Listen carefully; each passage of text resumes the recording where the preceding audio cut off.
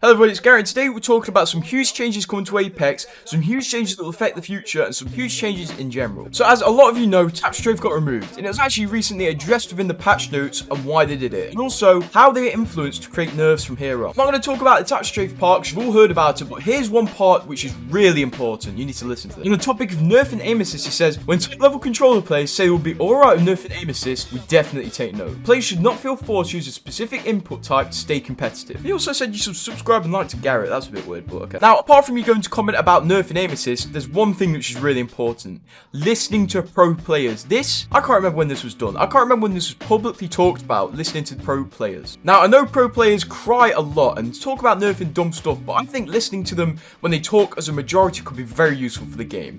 This wasn't really done during the reign of Daniel Z. Klein. I don't really want to say it, but there it is. But it seems the new era of John Larson is going to be a good one. Listening to pro players is a good thing.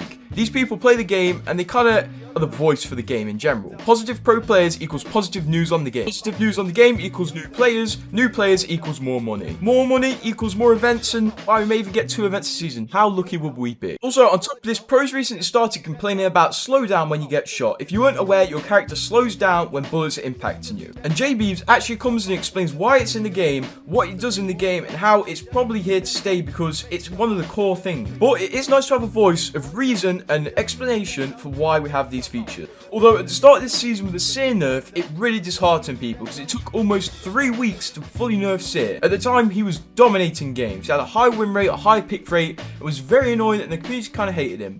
It would be nice to see a quick response on these in future seasons. But honestly, if pros are brought in to test legends before release, new balance changes before release, new guns before release, it could really benefit the game.